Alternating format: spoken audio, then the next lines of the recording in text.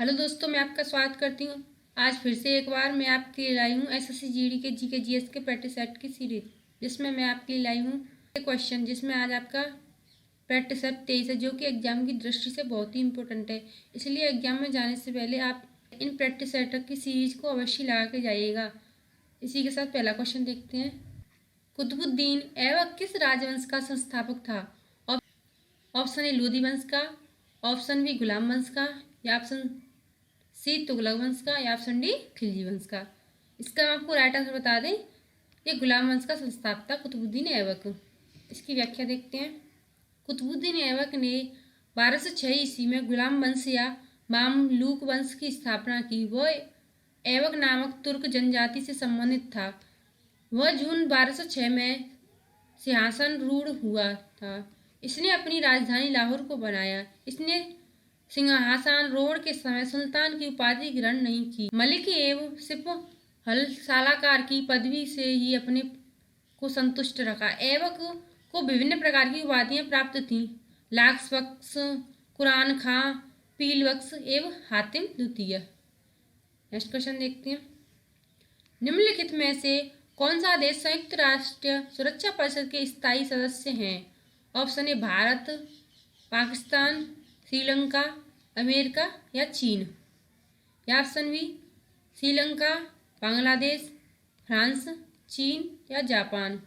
या option C France, रूस, Japan, चीन या भारत। या ऑप्शन डी संयुक्त राज्य अमेरिका, रूस, यूके, फ्रांस या चीन। इसका हम आपको राइट आंसर बता दें, ये संयुक्त राज्य अमेरिका, रूस, यूके, फ्रांस और चीन है।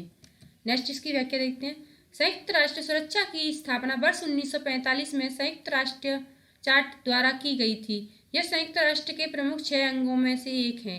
संयुक्त राष्ट्र सुरक्षा परिषद में कुल 15 सदस्य होते हैं, जिसमें 5 स्थायी सदस्य हैं। चीन, फ्रांस, रूस, ब्रिटेन, संयुक्त राज्य अमेरिका शामिल हैं। 10 अस्थायी सदस्य 2 वर्षीय कार्यकाल हेतु चुने जाते हैं। इन अस्थायी सदस्यों का चुनाव संयुक्त राज्य महासभा के सदस्यों में से होता है। नेक्स्ट क्वेश्चन देखते हैं। निम्नलिखित में से किसकी खेती भारत में जायद फसल के रूप में की जाती है? ऑप्शन ए कपास की खेती, ऑप्शन बी तरबूज, या ऑप्शन सी गेहूं, या ऑप्शन डी सोयाबीन। इसका हम आपको राइट आंसर बता दिए, तरबूज की खेती जायद के रूप में की जाती है। इसकी व्याख्या देखते हैं। जायद की फसल रबी एवं खरीफ की फसल के मध्य ग्रीष्म ऋतु मार्च अप्रैल में बोई जाती है तथा जून जुलाई में इनकी बीच कटाई हो जाती है। जायद की प्रमुख फसलों के अंतर्गत खरबूज, तरबूज, ककड़ी, सब्जियां एवं चारे की फसलें शामिल हैं। रबी की फसल जैसे गेहूं, जौ, चना, मटर, सरसों आदि। खरीफ की फसल में धान, मक्का, ज्वार, बाजरा, मूंगफली, सोयाबीन आदि हैं। नेक्स्ट क्वेश्चन देखते हैं। उस देश का नाम बताइए जिसके साथ भारत ने अक्टूबर 2019 में दूध और दूध उत्पादों की आपूर्ति के लिए मेमोरेंडम ऑफ इंटरेस्ट पर हस्ताक्षर किया है। Option A Nepal, option B Sri Lanka, option C Bhutan, या ऑप्शन डी मालदीव। इसका हम आपको राइट आंसर बता दें, ये श्रीलंका के साथ हस्ताक्षर किया है। इसकी व्याख्या देखते हैं। अक्टूबर 2019 में भारत ने श्रीलंका के साथ दूध और दूध उत्पादों की आपूर्ति के लिए कुल 3 मेमोरेंडम ऑफ इंटरेस्ट पर हस्ताक्षर किया था। नेक्स्ट क्वेश्चन देखते हैं। भारत में लेमू या लोसांग त्यौहार ज्यादातर हर वर्ष दिसंबर के महीने में मनाया जाता है। यह त्यौहार भारत के किस राज्य का सबसे महत्वपूर्ण त्यौहार है? ऑप्शन ए हरियाणा का, या ऑप्शन बी सिक्किम का, या ऑप्शन सी केरल का, या ऑप्शन डी पंजाब का। इसका हम आपको राइट आंसर बता दें, सिक्किम का महत्वपूर्ण त्यौहार है। व्याख्या देखते हैं। लोसुंग या लोसांग त्यौहार सिक्किम में निवास करने वाले भूटिया या लेचपा जनजाति द्वारा प्रतिवर्ष दिसंबर माह में मनाया जाता है। इसे नामसूंग भी कहा जाता है। यह त्यौहार अच्छी कृषि उपज के लिए प्रकृति का आभार व्यक्त करने के लिए मनाया जाता है। पांग लाहौज। नेक्स्ट क्वेश्चन देखते हैं।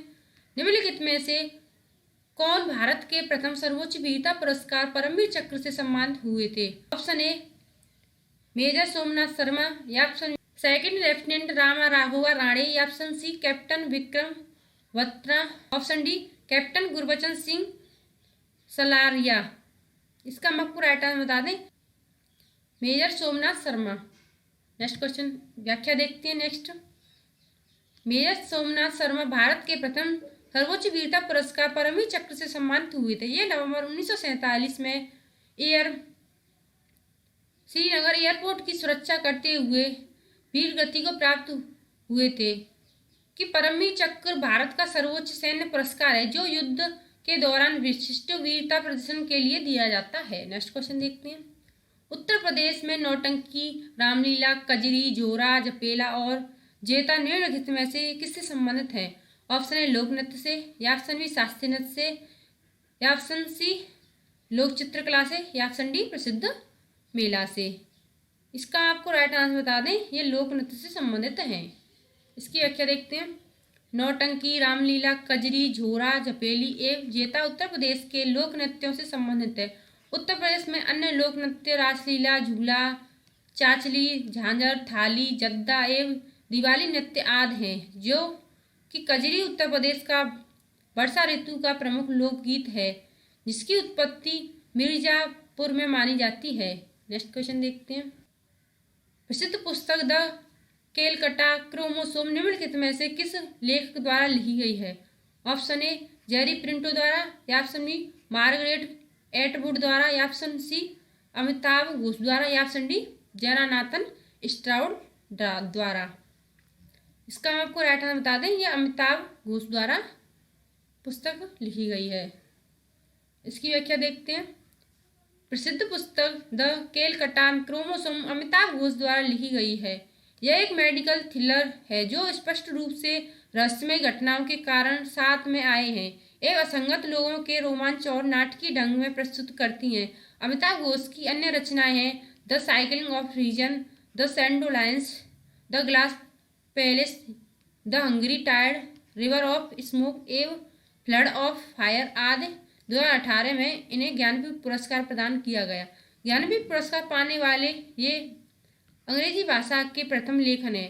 इन्हें साहित्य अकादमी पुरस्कार 19 एवं पद्म श्री पुरस्कार से भी सम्मानित किया गया है। नेक्स्ट क्वेश्चन देखते हैं इसी के साथ। निम्नलिखित में से किस वर्ष में भारतीय आईटी अधिनियम 2000 में प्रमुख संशोधन किया गया था? ऑप्शन ए वर्ष 2006 में, या ऑप्शन बी वर्ष 2008 में, या ऑप्शन सी वर्ष 2005 में, या ऑप्शन डी वर्ष 2004 में। इसका आपको राइट आंसर बता दीजिए। वर्ष 2008 में संशोधन किया गया था। इसकी व्याख्या देखते हैं।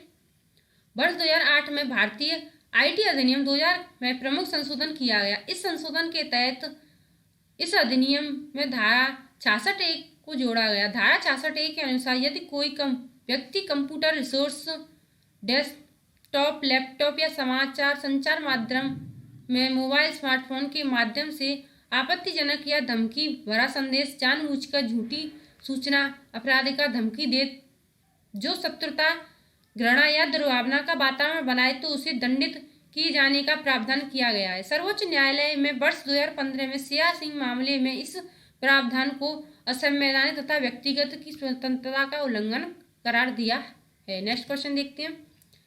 भारत में नोटबंदी कब हुई?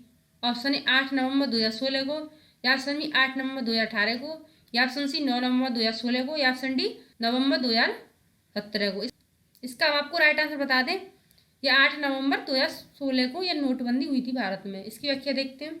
8 नवंबर 2016 को भारत सरकार ने उच्च मूल्य वर्ग 500 रुपये तथा 1000 रुपये के नोटों की वैधता समाप्त करने की घोषणा की थी। इन नोटों के स्थान पर 500 रुपये एवं 2000 रुपये के नोट जारी किए गए।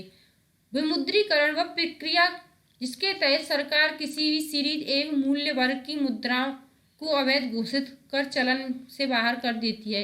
इससे पूर्व वर्ष 1946 एवं वर्ष 1978 में अध्यादेश द्वारा उच्च मूल्य वर्ग एवं नोटों की वापस लेने का विमुद्रीकरण किया गया था। नेक्स्ट क्वेश्चन देखते हैं। अगस्त 2020 में शौर्य चक्र पुरस्कार से किसे सम्मानित किया गया?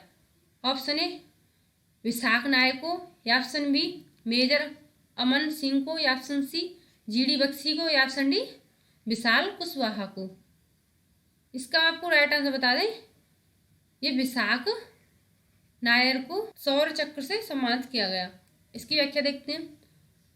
अगस्त 2020 में फ्लाइंग विशाख नायर को शौर्य चक्र से पुरस्कार से सम्मानित किया गया कि शौर्य चक्र दुश्मन के विरुद्ध असाधारण वीरता, साहसी कार्य या आत्म बलिदान को लिए दिए जाने वाले भारतीय सैन्य अलंकार है। यह पुरस्कार बहादुरी, वीरता और कर्तव्य के प्रति समर्पण की भावना रखने वालों को प्रदान किया जाता है। वर्ष 2023 में flying group captain Yogeshwar Krishna Rao Kandler को शौर्य चक्र दिया गया। नेक्स्ट क्वेश्चन, नोटबंदी से पहले अर्थव्यवस्था में 500 रुपए के नोटों की संख्या कितनी थी? ऑप्शन ए 17,800 मिलियन, या option B 17,165 million, option C 16,196 million, या ऑप्शन डी 17,000 मिलियन। इसका आपको राइट आंसर बता दें, ये 17,165 मिलियन 500 के नोटों की संख्या थी। नेक्स्ट व्याख्या देखते हैं। नोटबंदी से पहले अर्थव्यवस्था में 500 रुपए के नोटों की संख्या 17,165 मिलियन तथा 1,000 रुपए के नोटों की संख्या 6,558 मिलियन थी कि 8 नवंबर 2016 को सरकार द्वारा विमुद्रीकरण की घोषणा की गई, जिसके तहत 500 रुपए तथा 1,000 नोटों की प्रचलन को अवैध घोषित कर दिया गया था। नेक्स्ट क्वेश्चन देखते हैं। इतिहासकारों के अनुसार निम्नलिखित में से किसे दिल्ली का पहला सुल्तान माना जाता है? ऑप्शन ए महमूद गजनी को, या ऑप्शन बी अलाउद्दीन खिलजी को, या ऑप्शन सी कुतुबुद्दीन ऐबक को, या ऑप्शन डी आराम शाह को। इसका आपको राइट आंसर बता दिए, कुतुबुद्दीन ऐबक को पहला सुल्तान माना जाता है। इसकी व्याख्या देखते हैं। कुतुबुद्दीन ऐबक ने दिल्ली सल्तनत का प्रथम शासक माना जाता है। उसने भारत में ममलूक या गुलाम वंश की स्थापना की। कुतुबुद्दीन ऐबक 1206 ईस्वी में दिल्ली सल्तनत का शासक बना तथा उसने अपनी राजधानी लाहौर दिल्ली से सल्तनत का वास्तविक संस्थापक इल्तुतमिश को माना जाता है, क्योंकि उसने दिल्ली को सल्तनत के शाही संरचना के रूप में प्रमुख अंगों को सुव्यवस्थित किया कि उसने ही सर्वप्रथम लाहौर के स्थान पर दिल्ली को अपनी राजधानी बनाया। नेक्स्ट क्वेश्चन देखते हैं। वायुमंडलीय सापेक्ष आर्द्रता को मापने के लिए उपयोग किया जाने वाला उपकरण निम्नानुसार है। ऑप्शन ए हाइड्रोमीटर, या ऑप्शन बी हाइग्रोमीटर, या ऑप्शन सी लेक्टोमीटर, या ऑप्शन डी पेट्रोसियोमीटर।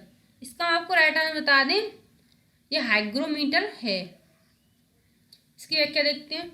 वायुमंडलीय सापेक्ष आर्द्रता हाइग्रोमीटर से मापा जाता है। किसी भी तापमान पर वायु में उपस्थित जलवाष्प तथा उसी तापमान पर उसी वायु की जलवाष्प धारणा करने की क्षमता में के अनुपात को सापेक्ष आर्द्रता कहते हैं। हाइड्रोमीटर द्रवों के सापेक्ष घनत्व की माप, लेक्टोमीटर दूध के घनत्व की माप, पेंटोसियोमीटर विद्युत वाहक बलों की तुलना करने वाले प्रतिरोधों की माप में। नेक्स्ट क्वेश्चन देखते हैं।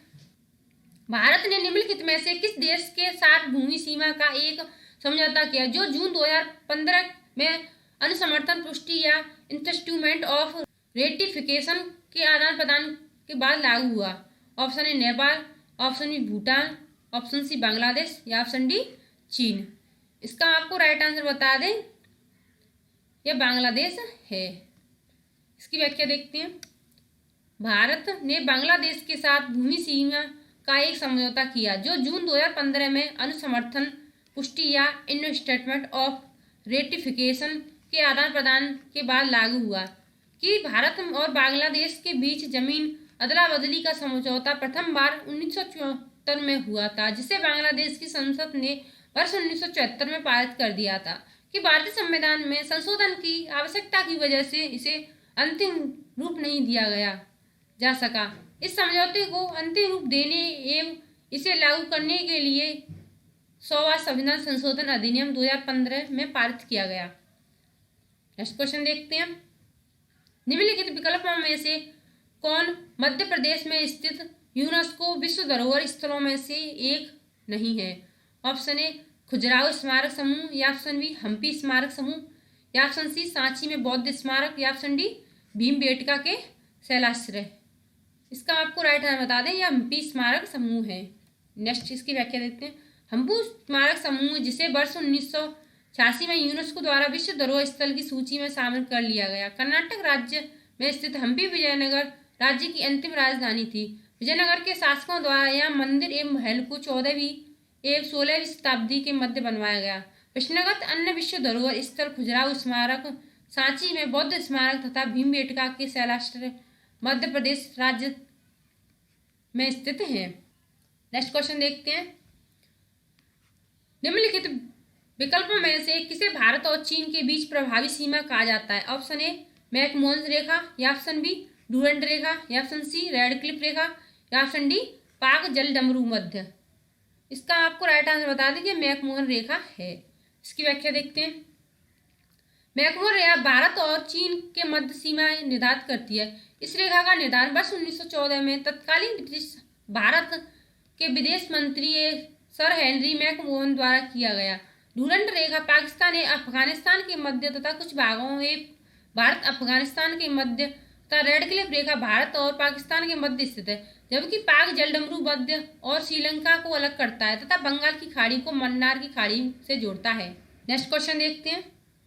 निम्नलिखित में से किस दिन को राष्ट्रीय एकता दिवस के रूप में मनाया जाता है? ऑप्शन ए 21 अक्टूबर को, या ऑप्शन बी 31 अक्टूबर को, या ऑप्शन सी 15 अक्टूबर को, या ऑप्शन डी 21 जून को। इसका आपको राइट आंसर बता दें, ये 31 जून को मनाया जाता है एकता राष्ट्रीय दिवस के रूप में। इसकी व्याख्या देखते हैं। भारत में प्रतिवर्ष 31 अक्टूबर को सरदार वल्लभ भाई पटेल के जन्म दिवस को राष्ट्रीय एकता दिवस के रूप में मनाया जाता है। इस दिवस को मनाने का प्रमुख उद्देश्य लोगों को एकजुट करना तो समाज में उत्थान के लिए उनके विचारों को अवगत कराना है। राष्ट्रीय एकता दिवस प्रथम बार वर्ष 2014 में मनाया गया था। नेक्स्ट क्वेश्चन देखते हैं। भारतीय संविधान के राज्य नीति निर्देश सिद्धांतों की अवधारणा निम्नलिखित में से किससे ली गई है? ऑप्शन ए आयरलैंड का संविधान से, या ऑप्शन बी संयुक्त राज्य अमेरिका का संविधान, या ऑप्शन सी फ्रांस का संविधान, या ऑप्शन डी कनाडा का संविधान। इसका मैं आपको राइट आंसर बता दूं, ये आयरलैंड के संविधान से लिए गए हैं राज्य के नीति निर्देशक तत्व। इसकी व्याख्या देखते हैं। राज्य के नीति निर्देशक सिद्धांतों की अवधारणा को आयरलैंड के संविधान से लिया गया है। भारतीय संविधान के भाग 4 अनुच्छेद 31 से 51 तक राज्य के नीति निर्देशक सिद्धांतों का उल्लेख है अंगिस्टन के राज्य की। नेक्स्ट क्वेश्चन देखते हैं। इथोपिया की मुद्रा क्या है? Option A dollar, option B taka, या ऑप्शन सी शिलिंग, या ऑप्शन डी विर। इसका आपको राइट आंसर बता दें, इसकी मुद्रा है विर। इसकी व्याख्या देखते हैं। इथियोपिया की मुद्रा विर है। इसकी राजधानी अदिस अबाबा है। शिलिंग सोमालिया की, टका बांग्लादेश की तथा डॉलर संयुक्त राज्य की अमेरिका की मुद्रा है। धन्यवाद। हमारी वीडियो अच्छी लगी हो तो हमारे चैनल को सब्सक्राइब करें। धन्यवाद।